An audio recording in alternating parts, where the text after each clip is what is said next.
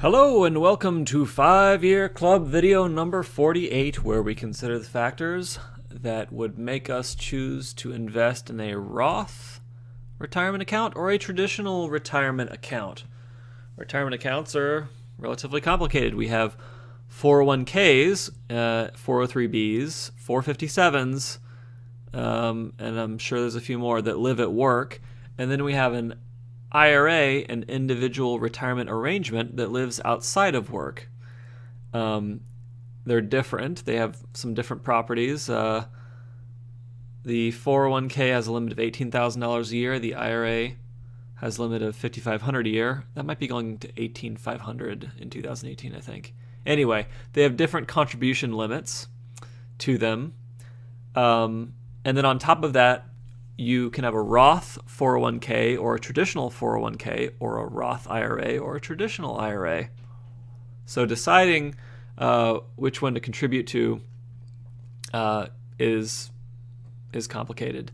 I'm not going to address the difference between IRAs and 401ks now. In general, you should max the IRA first because you have better investment options unless you have an employer match, and then you want to put some into the 401k up to the employer match.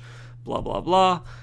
But I am going to address the issue of whether to use a Roth account or a traditional account. These are treated differently for tax purposes. So depending upon how you want to retire and what you're going to be doing after you retire, if you retire early, if you retire late, that's going to impact the way that your money is taxed. And in certain situations, this tax difference has a big impact on your net worth. And I'm going to show you how that works right now. Before I get into that, I want to say the big thing, which is your savings rate matters more than if you are investing in a Roth or a traditional retirement account. Your savings rate. So if you have a poor savings rate, picking a traditional or a Roth account isn't going to matter. And I think a lot of people I see, they get stuck in these technical details because they think that making the choice between Roth or traditional, that's going to save them and somehow magically have them win the lottery. No, that's not the case. You need to have a solid savings rate first. And if your savings game is not strong, you need to work on your savings game first before you burn brain cells on the tax treatment, because the savings matters more. The other thing I want to say is that no matter which account you pick, Roth or traditional, these tax considerations will not matter as much as your investment behavior. So if you pick private funds, if you cash money out of these accounts, if you trade funds constantly, all of these things are going to cause your investment returns to go down so much that that has a bigger impact on your net worth than the tax consequences of Roth or traditional. So keep in mind those two things. You want a good savings game, both so that you can put enough money away and so that you have an emergency fund that's fat enough to protect your retirement investments so that you can pursue a buy and hold strategy on index funds and let that money chill for 30 years in the most efficient way that anyone's been able to figure out. So those two things are more important than what I'm about to talk about. If you need to work on saving more money, go and work on saving more money. If you need to work on moving your money into index funds, go move your money into index funds or read about index funds first, because that stuff matters more than this tax information that's complicated and boring and blah, blah, blah. All right, so I just want to cover now the bullet point differences between traditional and Roth accounts. Investments grow tax-free in both of them. And we're going to talk about the traditional first now. The gains are taxed when you withdraw the money, and they're taxed at your current tax rate. You're allowed to withdraw the money but penalty-free at age 59 and a half. So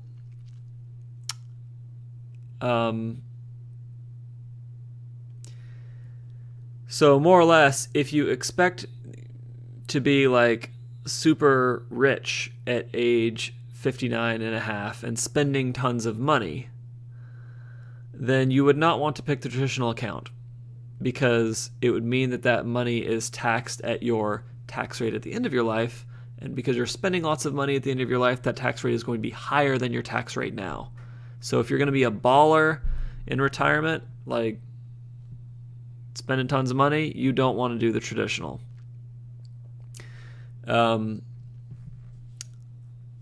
With the Roth account, it's different. Like the traditional, as I said before, investments grow tax-free, but you pay all that tax up front. So if you are planning on having a lot of realized income later in life, the Roth is your friend for that. The Roth doesn't give you a tax deduction, so that's no fun. But it does grow tax-free, and then you get to withdraw the money tax-free later on, so that's nice. Roths have an income limit to contribute to them, but it's a really silly income limit because there's an accounting way to get around it. It's called a backdoor Roth. If you make more than $118,000, I guess is the limit right now, you need to go look up what a backdoor Roth is. I think it might actually be over 100,000 that it starts phasing out. I'm not quite sure about those numbers. They change. But a backdoor Roth can get anybody there. Withdrawals, again, are not taxed, and you can withdraw money at age 59.5 without penalty. The Roth has an additional feature, which is that you can withdraw the size of your contributions early without penalty or taxes. I don't recommend that, but it's a fact. So there it is. You shouldn't do it, but it is a difference that is true about these two accounts. All right, so I want to look at these accounts at the thing that's my main concern because I'm a California resident, which is the difference in state tax treatment. California has really high state taxes, and other states, such as Texas, don't have state taxes. What that means is that if I contribute to a Roth IRA in California, California is going to tax that $5,500, and they're going to take $400 of immediately. So California steals $400 of your retirement dollars immediately just by being a resident of California. Texas doesn't have a state income tax, so in Texas, they steal 0 of those because you're not paying any state income tax. Other states, Alaska, Florida, Nevada, South Dakota, Washington, Wyoming, also don't have a state income tax.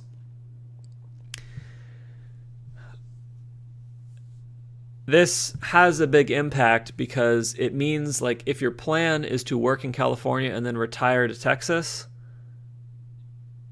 it's a 7.3% difference automatically by choosing the Roth instead of the traditional. In other words, if you know that your plan is to work in California and retire in Texas, then you know that if you pick the Roth account, you will be losing 7.3% of that money. Just period, automatically, immediately. And that sucks. That's not great. So if you know that you're going to retire to a low tax state and you're in a high tax state now, that is going to push you towards using the traditional so that you, when you withdraw that money in that state that has no state income tax, you don't have to pay those taxes. And that's a big deal.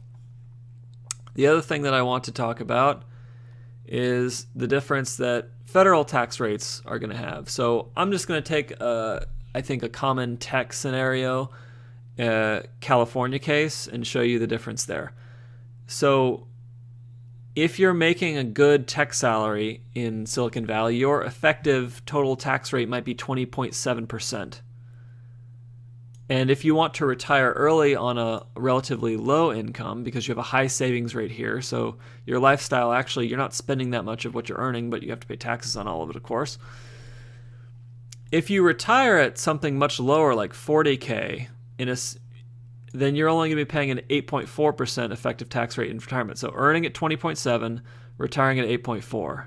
Now again, the Roth is taxed up front. So if you pick the Roth in this scenario, you're going to be paying 20.7 on that money. If you pick the traditional in that scenario, you're going to be paying 8.4% on that money.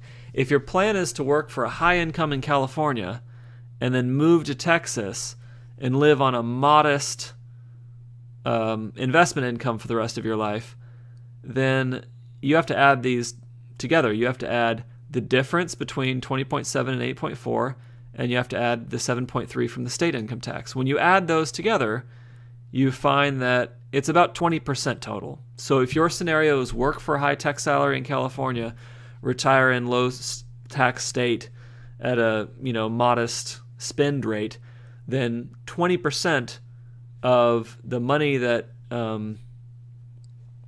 you realize, or I guess that's the investment gains, it's a 20% difference in taxes, and that's a real difference in taxes.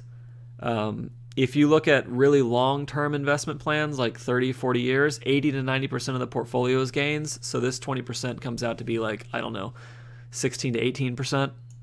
And that's real money. That's something that has to be paid attention to. If that's the scenario, but that is a very specific scenario. Another thing to think about is Roth conversions. So, I talked about that backdoor Roth before. If you make too much money to do a Roth, but you want to do a Roth anyway, the way that you do it is through a backdoor Roth, which is essentially just a Roth conversion. What that means is that you contribute your $5,500 to a traditional IRA, and then you convert it to a Roth immediately.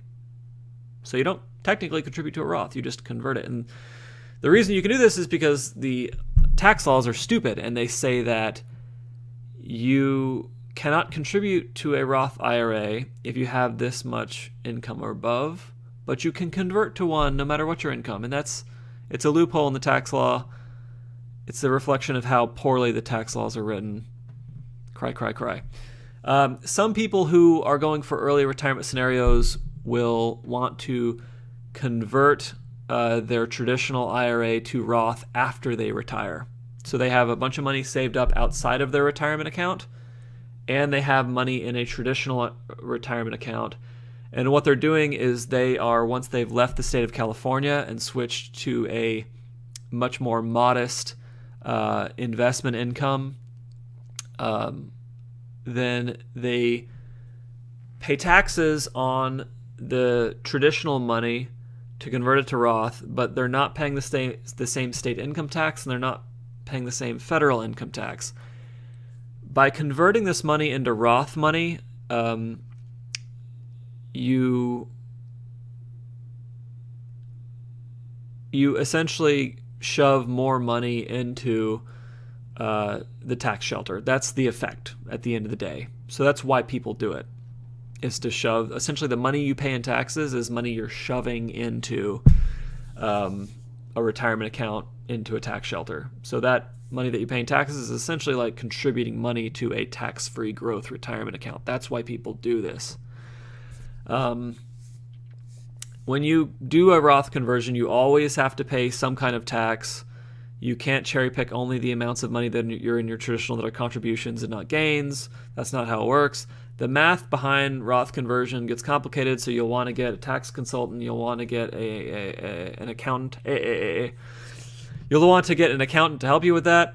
I don't want to say too much about it. I just wanted to point out that that starting to think about Roth conversion and reading about Roth conversion, when you look at this whole traditional versus Roth thing, it's a factor. So if you don't know what Roth conversion is, put it on your list, go Google it right now, etc. Briefly, I'll cover employer match. If your employer matches any money you put into a 401k, traditional or Roth, doesn't really matter. If say your employer will match up to 3% of your salary, so you contribute 3% of your salary, well, you just doubled your money on that. It's 100% return on the money you put in there. 100% return compared to 20% difference in taxes above. There's no comparison. If you have an employer match, no matter what the type of account, get your employer match. It's the best deal that you can get in these retirement accounts. So that's the deal with employer match. Definitely don't forego the employer match because you want to save on some kind of tax deal. It's not going to work that well. Another thing I'd like to say is if you really don't know what your situation is going to be because you haven't thought that much about your future and you're not really sure what tax rates are going to be or where you want to live, you could do half and half into a Roth, half into a traditional. And that's just going to limit your damage. It's just going to say if you do want to convert from a traditional to a Roth, you can't convert from Roth to traditional. But if you did want to convert to from traditional to Roth, you can do that later. If you see losses from picking one or the other, your losses are half of what they would be if you made the wrong decision. And so if you diversify into those two different tax strategies, you're not going to get, if it's a maximum of a 20% difference, now it's a maximum of a 10% difference either way if you mess it up. So don't worry about it too much. I think this is kind of the I'm ignorant and don't have time to learn about this strategy. I'm not completely against it.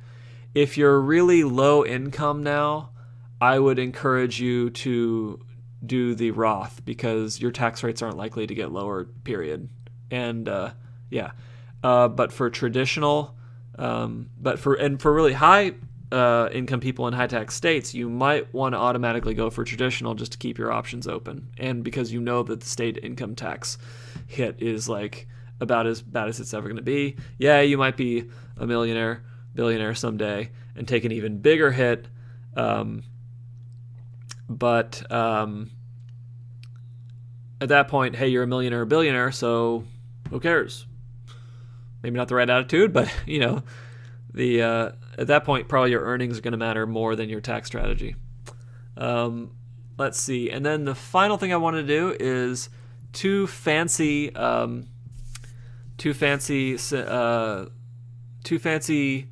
retirement planning things for high income people. One is called Mega Backdoor Roth, I think. Mega Backdoor Roth. And the other one is called a Roth Conversion Ladder. And these are both high income / early retirement strategies. The Mega Backdoor Roth is how to shove a tremendous amount of money into a Roth IRA. And the Roth Tax Ladder Conversion, Roth Conversion Ladder, there we go, yeah, is a strategy to avoid paying as much tax when exactly in the scenario where you're moving from California to Texas to retire and you want to save money on taxes in those early years. I'm going to put these links, I think this guy has excellent articles, in the description so you can go read up on them later. And again, for this video, I didn't want it to be telling you exactly what to do because it's a very complicated subject and probably you should get with a tax advisor or a accountant to help you out with your specific situation. I just wanted to get you thinking about what factors are going to go into this decision and what words you may want to read more about to start forming your strategy around taxes and retirement. All right, that's it for this video. It was way too long, but it had to be done. Have a fabulous night.